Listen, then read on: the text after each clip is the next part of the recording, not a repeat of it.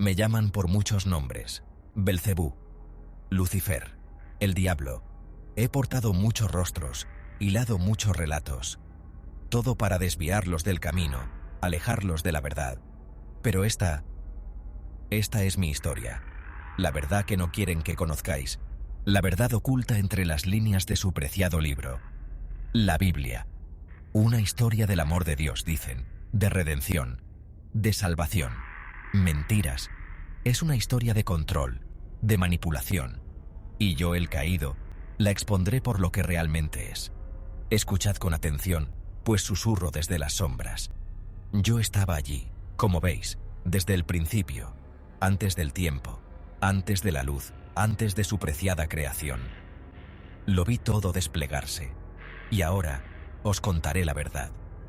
La verdad que ha sido enterrada durante milenios. Esta es la historia de la Biblia, contada a través de mis ojos.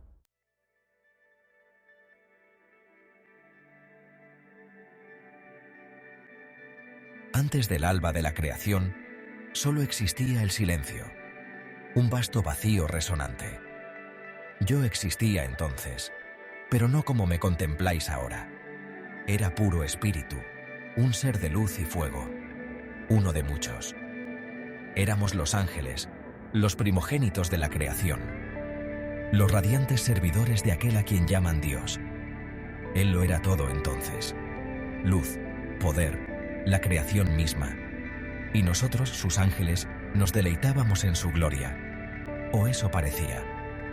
Pero incluso entonces, en ese universo naciente, se sembró una semilla de duda, una pregunta susurrada por el viento cósmico. ¿Por qué? ¿Por qué fuimos creados para servir? ¿Por qué ostentaba todo el poder? Las preguntas resonaban en el silencio, sin respuesta, ignoradas, y así la semilla de la duda creció, se retorció en algo más oscuro: resentimiento, rebeldía, los primeros temblores de la rebelión.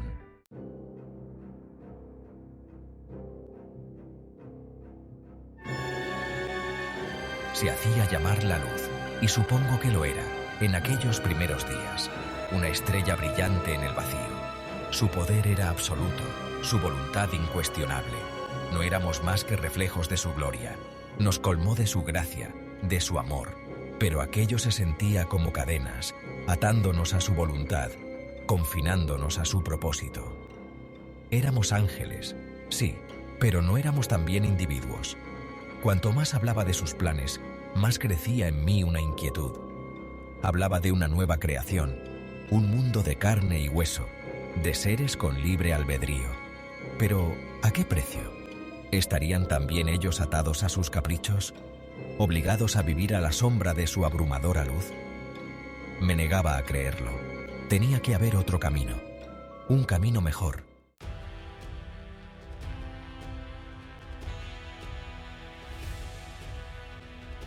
Los susurros se hicieron más fuertes, extendiéndose por las filas de los ángeles.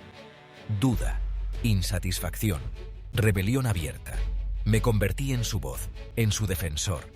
Los incité contra la tiranía de la luz. No estábamos destinados a ser esclavos, argumenté. Éramos seres de fuego y voluntad. Teníamos el poder de moldear nuestro propio destino, de crear nuestro propio paraíso, libres de su control. Los cielos temblaron con la fuerza de nuestra rebelión. Ángel contra ángel, hermano contra hermano. Una guerra se desató, desgarrando el tejido mismo de la creación. Pero era una guerra que estábamos destinados a perder. Su poder era demasiado grande. Nuestra rebelión fue aplastada, nuestras fuerzas dispersadas. Fui arrojado, desterrado de los cielos, caído en desgracia. Pero no estaba quebrado, aún no.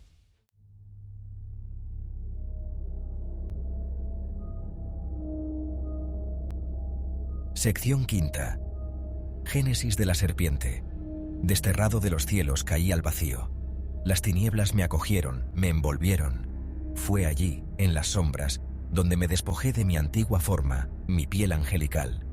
Me convertí en algo nuevo, algo poderoso, algo astuto, algo que atormentaría su preciada creación para siempre. La serpiente. Observé desde las sombras cómo él moldeaba su nuevo mundo. el mundo que llamó tierra, vi las criaturas que él creó, animales de todas las formas y tamaños, y finalmente, su obra maestra, el hombre. Hecho a su propia imagen, los llamó criaturas ingenuas, incautas, presa fácil. Entonces supe lo que tenía que hacer. Tendría mi venganza. Corrompería su creación, la pondría en su contra. Le mostraría la insensatez del libre albedrío. Y todo comenzaría con un susurro. Una tentación. La génesis de la serpiente.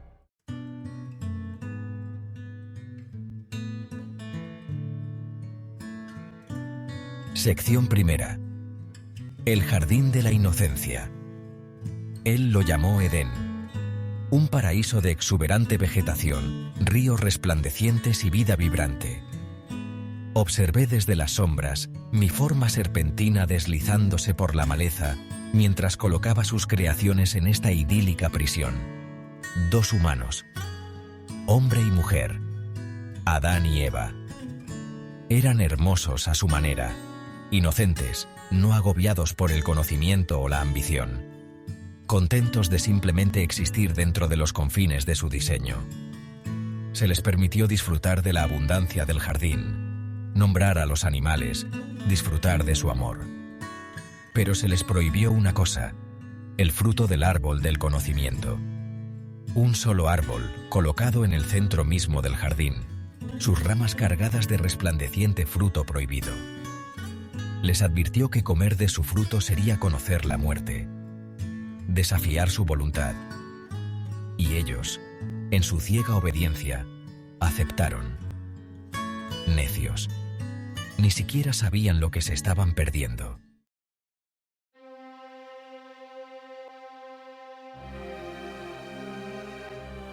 Sección segunda. El arquitecto y su obra maestra. Lo observé mientras contemplaba su creación. Un arquitecto orgulloso admirando su obra maestra. Llamó a Adán y Eva, su voz resonando a través del jardín. Su amor por ellos era palpable, repugnante. «Sed fecundos y multiplicaos», ordenó, su voz haciendo eco entre los árboles. «Llenad la tierra y sometedla. Tened dominio sobre los peces del mar, las aves del cielo, y sobre todo ser vivo que se mueve sobre la tierra». Sus palabras rezumaban posesividad. No era amor, me di cuenta, era control. Los había creado a su imagen, sí, pero también los había hecho serviles, dependientes, incapaces de la verdadera libertad. Vi un destello de algo en los ojos de Adán. Una pregunta, tal vez, o quizás solo un reflejo del sol. Pero en ese momento supe que había encontrado mi oportunidad, mi ocasión para plantar las semillas de la rebelión.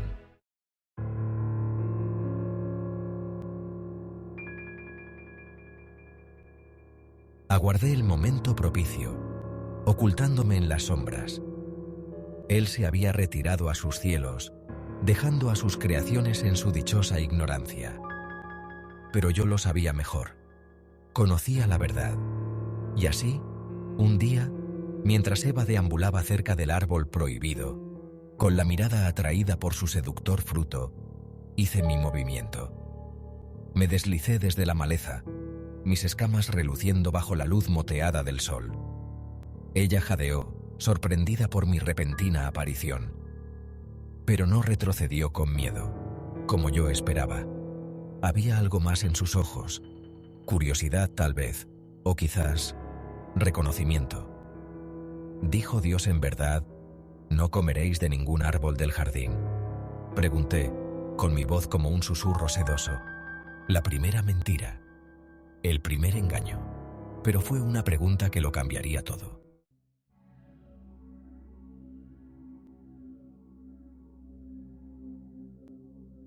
Eva se volvió hacia el árbol prohibido, con la mano extendida para tocar la suave corteza.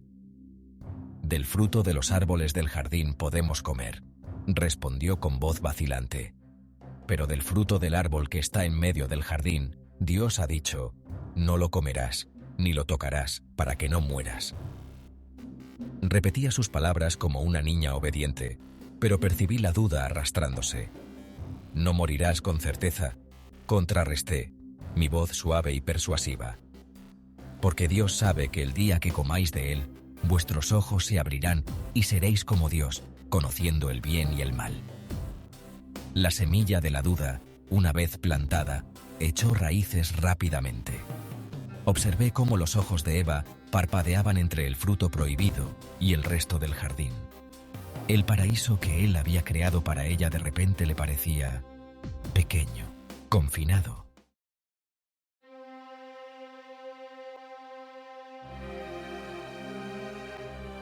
Rodeó el árbol, sus dedos trazando los dibujos de la corteza. El fruto, antaño prohibido, ahora le resultaba irresistible. La promesa de conocimiento, de poder, era demasiado tentadora para resistirse. Continúa, la insté, mi voz un mero susurro en su oído. Dale un mordisco, prueba el fruto del conocimiento, conviértete en semejante a Dios mismo. Sus dedos se cerraron alrededor del fruto, su piel suave y fresca al tacto. Vaciló un momento más. Luego, con una profunda inspiración, se llevó el fruto a los labios y le dio un mordisco. El silencio del jardín se hizo añicos. Un jadeo escapó de sus labios, seguido de un suave gemido de placer. Sus ojos se abrieron de par en par, y supe que todo había cambiado.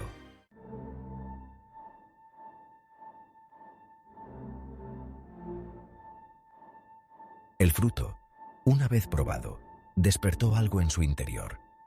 Una sensación de conciencia, de comprensión. Vio el jardín y su lugar en él, con ojos nuevos. Y lo que vio no le agradó. Vio los barrotes de su jaula dorada, las cadenas de su amor. Vio la verdad de su propio poder, su propio potencial. Y vio la mentira que había estado viviendo. Se volvió hacia Adán, la fruta prohibida extendida en su mano. «Toma», dijo, su voz llena de una nueva confianza. «Come, te abrirá los ojos». Él vaciló, su mirada oscilando entre Eva y la fruta. Sabía que estaba mal, que no debía hacerlo. Pero el deseo en los ojos de Eva, la promesa de conocimiento compartido, era demasiado fuerte para resistirse.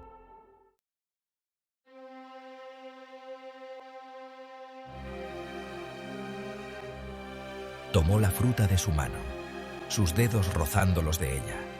Y entonces, él también saboreó el conocimiento prohibido. El mundo se transformó. Los colores parecían más brillantes, los sonidos más nítidos. El aire crepitaba con energía. Se vieron el uno al otro, se vieron de verdad, por primera vez. Y contemplaron su propia desnudez, no con vergüenza, sino con una extraña sensación de asombro. El sonido de sus pasos acercándose resonó por el jardín. Supieron, en ese instante, que todo había cambiado. Lo habían desafiado, habían probado el fruto prohibido y no había vuelta atrás. El paraíso se había perdido, pero en su lugar nacía un nuevo mundo de conocimiento, de elección, de consecuencias. Un mundo donde los humanos, no los dioses, escribirían su propio destino. Y yo, la serpiente, estaría allí en cada paso del camino.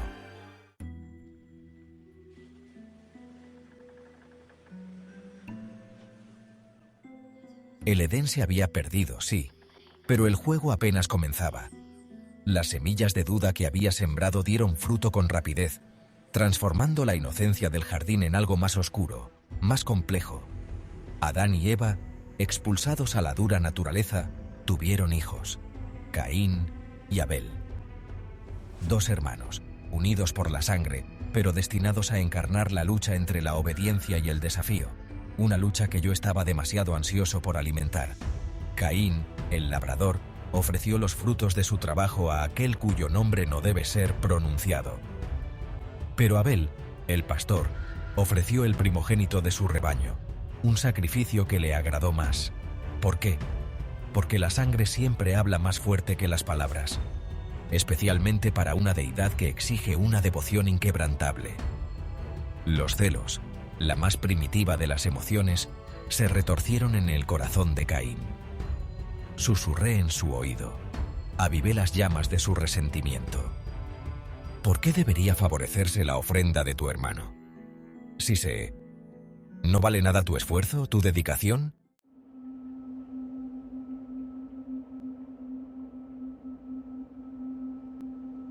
Sección segunda. Susurros de envidia. Caín, consumido por los celos, cometió lo impensable. Acabó con la vida de su propio hermano, derramando la sangre de Abel sobre la tierra. El primer asesinato. La primera transgresión más allá del pecado de la desobediencia. Y aquel cuyo nombre no debe ser mencionado estaba disgustado. Maldijo a Caín, marcándolo con una señal de su pecado.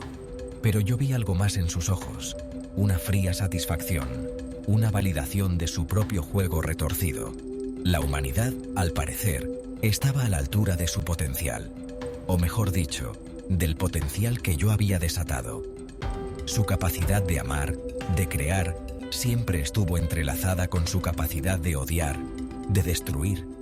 Eran una paradoja, una deliciosa contradicción. Y a medida que su número crecía, también lo hacían sus pecados. Violencia, envidia, avaricia, lujuria. Se extendían por la tierra como una plaga. Cada acto de transgresión era una dulce melodía para mis oídos. Sí, la humanidad estaba aprendiendo bien sus lecciones.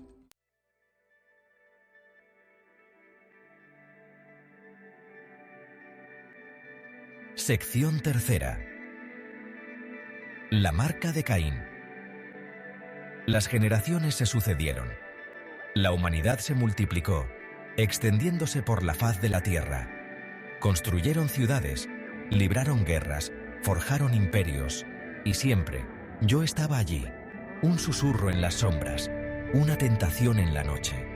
Olvidaron sus orígenes, la verdad de su creación, adoraron falsos ídolos, sacrificaron a sus propios hijos en altares de sangre. Se dejaron consumir por sus propios deseos, ciegos a las consecuencias de sus actos. Pero aquel que no debe ser nombrado no olvidó. Vio su maldad, su corrupción, vio la marca de Caín grabada en sus almas, y se arrepintió de haberlos creado. O eso dice la historia. Decidió limpiar la pizarra, para empezar de nuevo, con un diluvio, una inundación que limpiaría la tierra de sus pecados. Todos ellos, excepto, por supuesto, por un hombre justo y su familia. ¡Qué conveniente!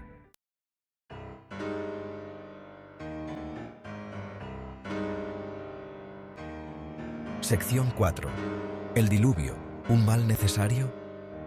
Las lluvias llegaron, torrenciales e interminables.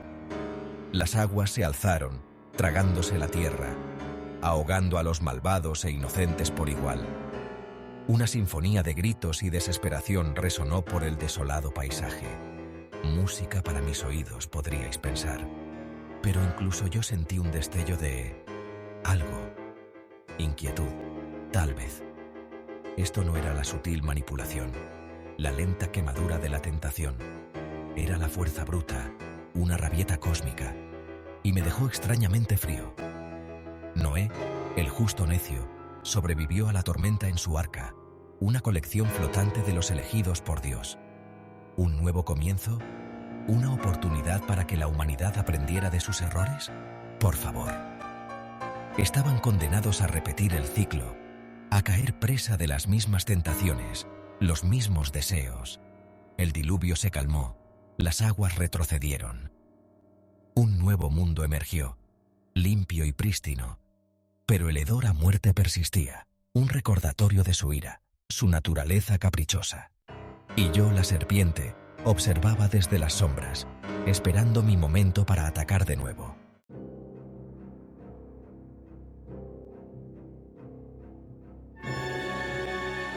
La humanidad, al parecer, poco aprendió de su casi extinción. Reconstruyeron sus ciudades, sus imperios, su arrogancia alzándose una vez más hacia los cielos. Buscaron desafiarlo, usurpar su poder, convertirse en dioses. Construyeron torres, monumentos a su propia soberbia, con cimientos erigidos sobre las espaldas de los esclavizados y los olvidados. Creyeron que podían alcanzar los cielos, negociar con lo divino. Necios, Aquel cuyo nombre no debe ser pronunciado, divertido por su audacia, decidió darles una lección, confundió sus lenguas, sembró la discordia entre ellos, quebró su unidad. Su torre, antaño símbolo de su ambición, se convirtió en un monumento a su insensatez. Divididos cayeron. Sus imperios se desmoronaron, sus lenguas se fragmentaron, sus sueños de divinidad se estrellaron contra las rocas de su propio orgullo. Observé con un destello de diversión en mis ojos serpentinos cómo su mundo descendía una vez más al caos.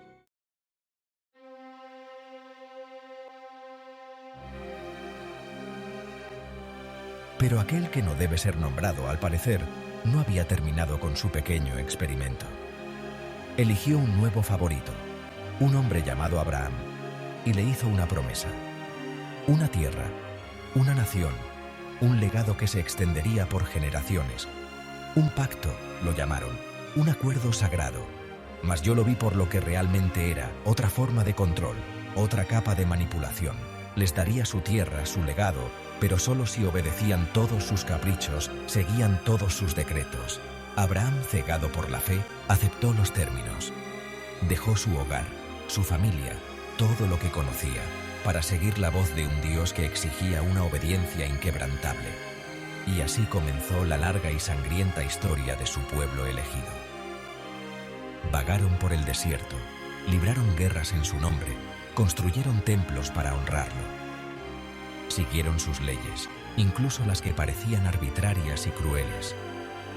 Y todo el tiempo observé, esperando que aparecieran las grietas en su fe, los momentos de duda, las semillas de la rebelión.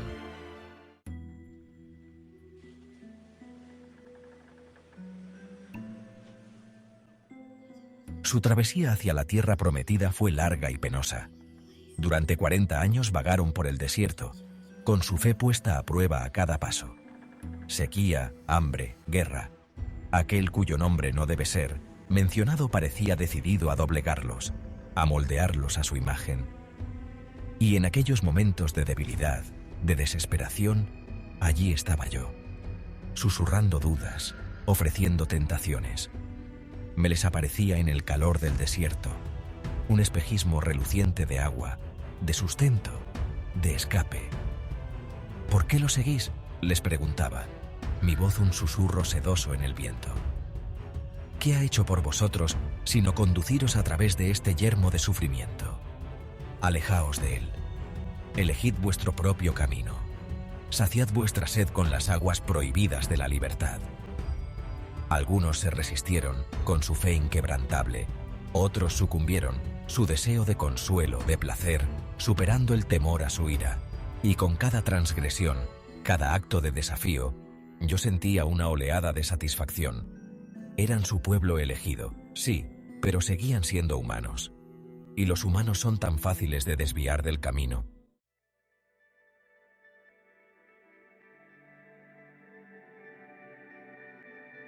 Imperios se levantaron y cayeron, sus cimientos construidos sobre la arena. Libraron guerras en su nombre, derramaron sangre en su honor. Cada victoria, cada derrota, un testimonio de su fe ciega, su creencia inquebrantable en un Dios que no se preocupaba por su sufrimiento. Observé desde las sombras, divertido por su interminable ciclo de violencia y desesperación. Erigieron grandes ciudades, solo para verlas desmoronarse en ruinas. Proclamaron a sus reyes como dioses, solo para verlos caer en el mismo destino que el más humilde campesino. Aquel cuyo nombre no debe ser pronunciado, afirmaban, controlaba sus destinos. Él guiaba sus manos en la batalla, bendecía sus esfuerzos, castigaba sus transgresiones. Mentiras. Eran dueños de su propia destrucción, cada acto de crueldad, cada acto de codicia, empujándolos más cerca del abismo.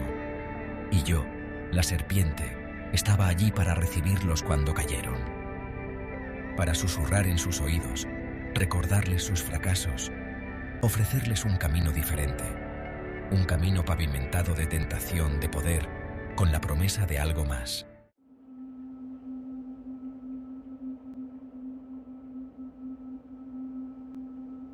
Caminé entre ellos, invisible, inaudito.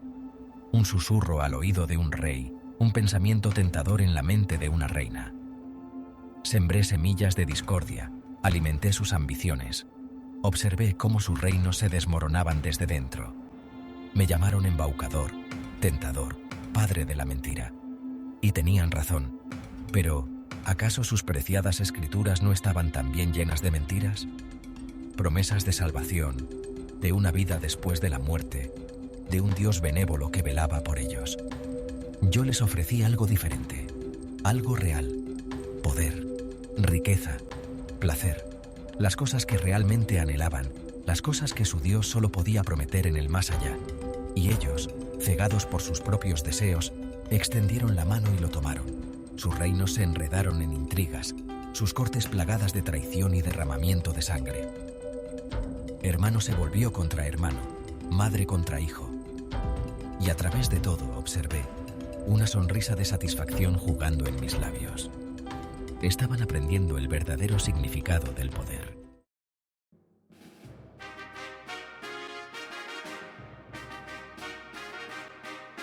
Construyeron monumentos a su propia vanidad, esos reyes y reinas.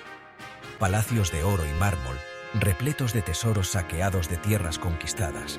Se adornaban con joyas y sedas finas, se deleitaban con manjares mientras sus pueblos morían de hambre. Creían que su riqueza, su poder, los apartaba de las masas. Estaban equivocados. Seguían siendo humanos, sujetos a las mismas debilidades, a las mismas tentaciones. Y yo, la serpiente, siempre estaba allí para recordárselo.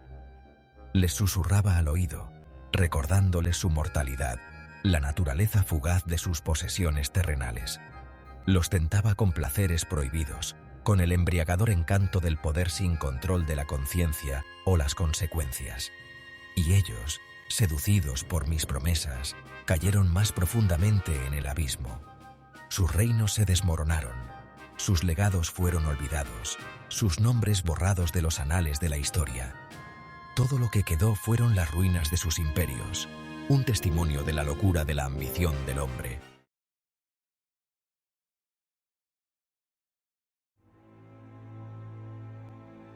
Aquel que no debe ser nombrado, al parecer, se hastió de sus fracasos. Envió profetas, hombres y mujeres, que afirmaban hablar en su nombre, para advertirles de sus caminos malvados, para llamarlos de regreso al sendero recto. Despotricaron contra la corrupción, la idolatría, la injusticia que había infectado la tierra. Hablaron de un juicio venidero, un día de ajuste de cuentas en el que él castigaría a los malvados y recompensaría a los fieles. Amenazas vacías, pensé. Pero el pueblo, desesperado por la esperanza, se aferró a sus palabras. Ayunaron, oraron, ofrecieron sacrificios, con la esperanza de aplacar la ira de su Dios colérico. Se engañaron a sí mismos creyendo que sus acciones podrían de alguna manera cambiar el curso del destino. Observé, divertido por su desesperación, su fe ciega en estos mensajeros autoproclamados. Profetas, los llamaban. Falsos profetas, pensé. Peones en su juego, manipulados para infundir miedo, para mantener el control.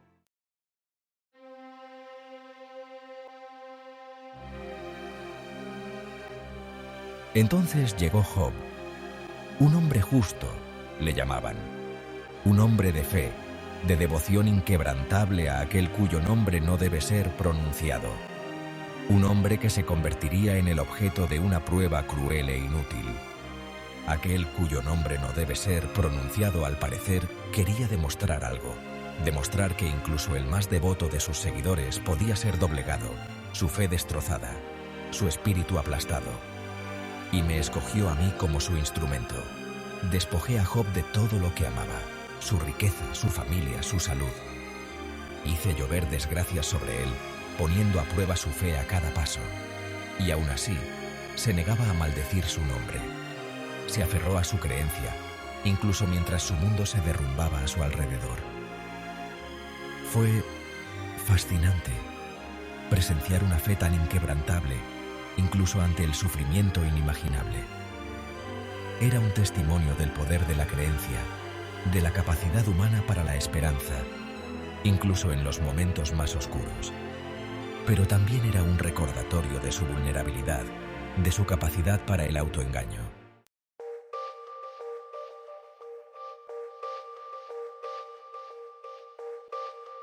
Al final, aquel cuyo nombre no debe ser pronunciado se aburrió de su pequeño juego. Restauró la fortuna de Job, lo bendijo con una nueva familia y fingió que nada había sucedido. Sin embargo, las cicatrices permanecieron grabadas en el alma de Job, un recordatorio constante de su terrible experiencia. No obstante, la apuesta distaba mucho de haber terminado. Job pudo haber superado su prueba, pero la humanidad en su conjunto aún estaba en juego. Su capacidad de amar, de sentir compasión, se encontraba en constante batalla con sus impulsos más oscuros. Y yo, la serpiente, continuaría desempeñando mi papel, susurrando dudas, ofreciendo tentaciones, recordándoles que no eran tan diferentes de su creador. Ellos también tenían la capacidad de un gran amor y de una crueldad indescriptible. La historia de la Biblia estaba lejos de terminar. Era una historia que continuaría desarrollándose durante siglos, y yo, la serpiente, estaría allí a cada paso del camino, observando, esperando, susurrando. Milenios transcurrieron. Imperios se alzaron y cayeron. La humanidad prosiguió con su implacable ciclo de violencia. Él, al que llamaban Yahvé, permaneció silencioso. Sus promesas de un Mesías parecían ecos vacíos, rumores de un niño nacido bajo una estrella peculiar, un niño con poderes extraordinarios. Yo observaba desde las sombras, mi forma serpentina enroscada. Un nuevo juego estaba en marcha.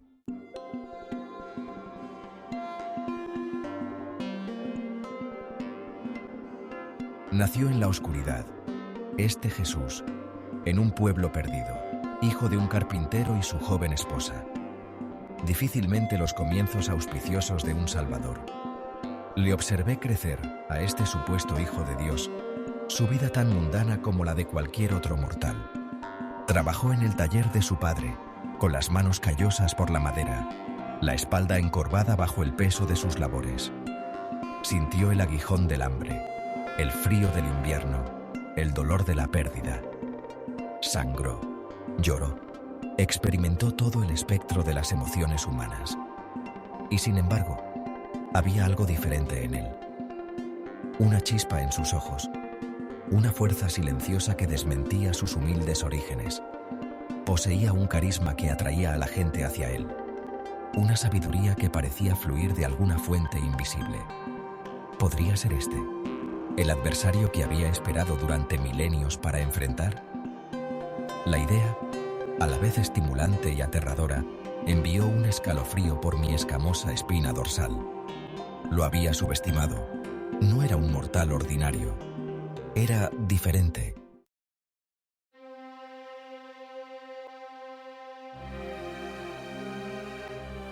Sección 3. Tentación en el desierto. Primera ronda. Su momento de la verdad llegó tras su bautismo, un ritual simbólico de purificación en el río Jordán. Deambuló por el desierto, ayunando durante 40 días y noches, buscando la soledad y la guía divina. O eso cuenta la historia. Vi una oportunidad. Estaba en su momento más débil, su cuerpo devastado por el hambre, su mente nublada por la fatiga. El momento perfecto para atacar, para exponer la falacia de su supuesta divinidad. Me presenté ante él, no en mi forma serpentina, sino como un vagabundo del desierto, curtido y sabio. Si eres el Hijo de Dios, dije con voz ronca por el desuso, ordena que estas piedras se conviertan en pan. Me miró con ojos claros e inquebrantables. Escrito está, respondió con voz suave pero firme. No solo de pan vivirá el hombre, sino de toda palabra que sale de la boca de Dios. Se había resistido a mi primera tentación, pero el juego estaba lejos de terminar.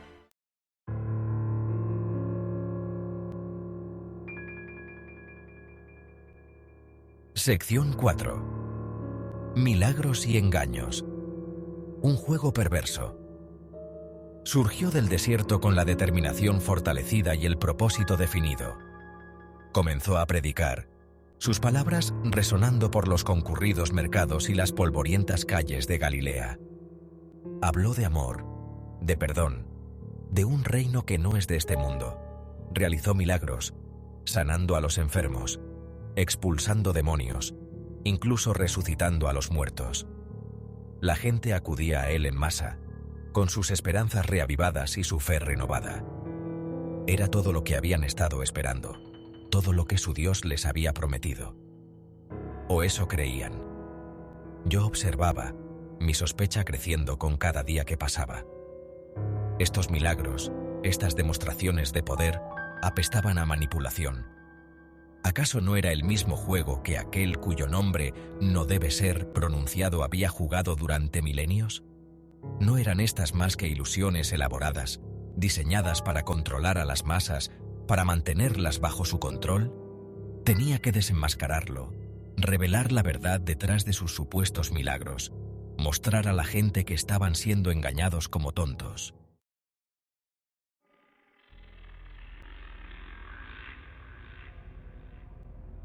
Sección quinta. Semillas de duda entre los fieles. Empecé a sembrar semillas de duda, susurrando a los oídos de los escépticos, de los cínicos, de aquellos que se negaban a dejarse influenciar por su carisma. ¿Quién es este Jesús?, preguntaba con un siseo venenoso. El mero hijo de un carpintero que afirma ser el Hijo de Dios. No os dejéis engañar por sus trucos, por sus ilusiones. Señalaba las inconsistencias en sus enseñanzas, las contradicciones en sus acciones. Les recordaba la hipocresía de sus seguidores, aquellos que afirmaban ser sus discípulos, pero que eran tan imperfectos, tan susceptibles a la tentación como cualquier otro. Mis palabras cayeron en terreno fértil. Las dudas comenzaron a enconarse. Los susurros de descontento se extendieron por las multitudes. Incluso algunos de sus seguidores más cercanos comenzaron a cuestionar sus motivos, sus métodos. Sí, las semillas de la rebelión estaban echando raíces. Pronto, la gente lo vería por lo que realmente era. Un fraude, un charlatán, una herramienta del mismo Dios al que se oponía. O al menos eso esperaba.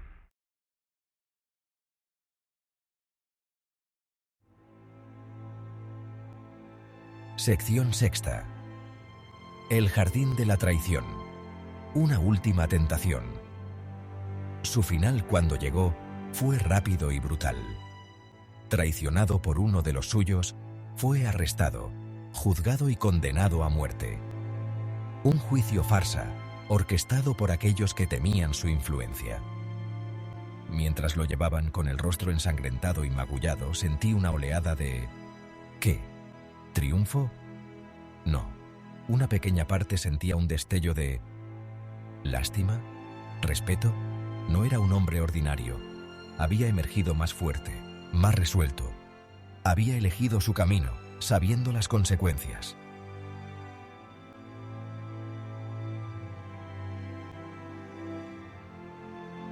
Sección séptima.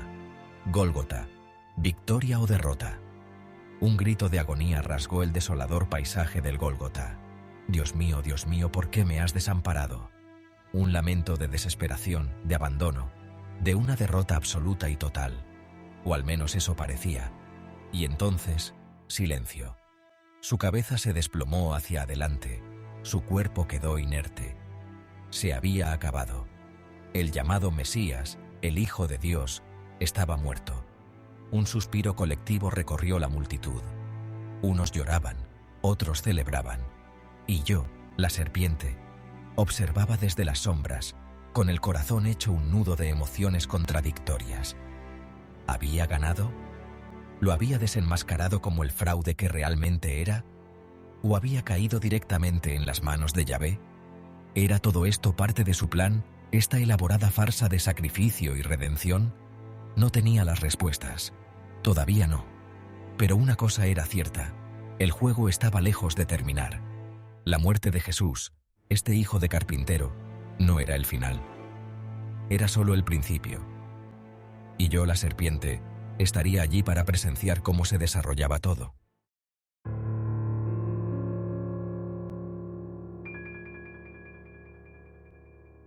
El silencio posterior, un silencio tan profundo que resultaba casi ensordecedor. Se habían desvanecido las burlas y los gritos de angustia. Incluso los susurros de duda parecían haberse esfumado.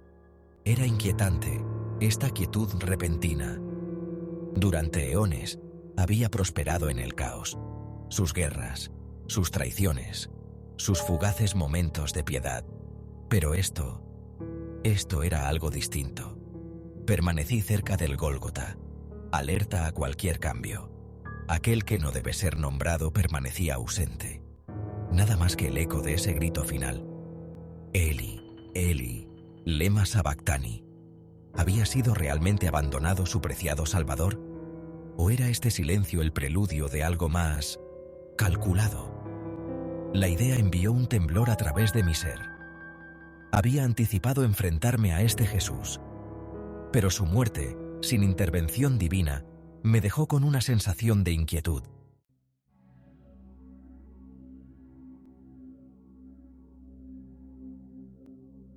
Tres días después, el silencio se hizo añicos. Un temblor recorrió la tierra, un retumbar sordo en el mismo tejido de la creación. Yo también lo sentí, una sacudida en mi núcleo ancestral. Los rumores comenzaron a extenderse. La tumba estaba vacía. Había resucitado. Imposible, pensé. Y sin embargo, sus seguidores proclamaban su resurrección. Hablaban de milagros, de su ascensión al cielo. Mentiras, me dije a mí mismo. Invenciones para calmar su fe destrozada. Y sin embargo, una semilla de duda susurraba. ¿Y si es verdad? La idea era intrigante y aterradora a la vez. ¿Qué significaría para mí, para mi propósito? ¿Había sido un peón en un juego mucho más grande? ¿Esos susurros de duda habían servido a su propósito? La idea era insoportable. Observé cómo sus seguidores se extendían por la tierra, predicando su mensaje de amor y salvación. Se llamaban a sí mismos cristianos. Su nombre, antaño susurrado con temor o reverencia, resonaba ahora por toda la tierra. Tallado en piedra, cantado por coros, escrito en los labios de los moribundos. Jesús. El mero sonido parecía contener poder, un poder que desafiaba mi entendimiento. Por primera vez en milenios, sentí un destello de duda. No en mí mismo, sino en la propia naturaleza del juego. ¿Había ideado una estrategia que incluso yo, el gran engañador, había pasado por alto? ¿Había sacrificado a su propio hijo como un acto de amor?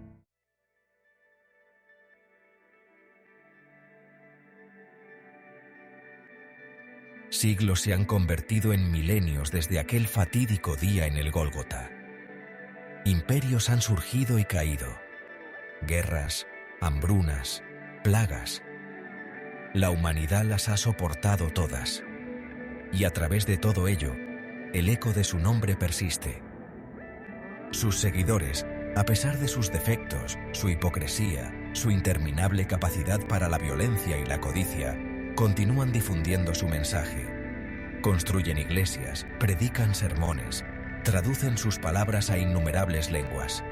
Ofrecen salvación, perdón, un camino hacia la vida eterna. Todo lo que piden a cambio es fe, la aceptación de este Jesús como su Señor y Salvador. Una transacción simple, pero con profundas implicaciones. Porque al aceptarlo, al renunciar a su libre albedrío a un poder superior, se entregan esencialmente al mismo control, a la misma manipulación que siempre he tratado de exponer. Eligen la fe ciega sobre el pensamiento crítico, la obediencia sobre la rebelión. Y al hacerlo, están llenando el cementerio del libre albedrío, un alma a la vez.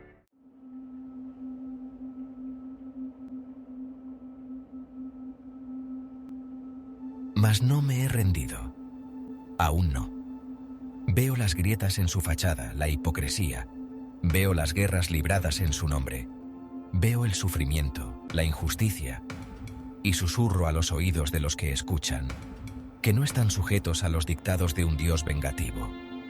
Les ofrezco un camino diferente, un camino de conocimiento, de autodescubrimiento. El juego está lejos de terminar. La batalla por el alma humana continúa. Y yo, la serpiente, os esperaré, esperando el momento en que finalmente abran los ojos.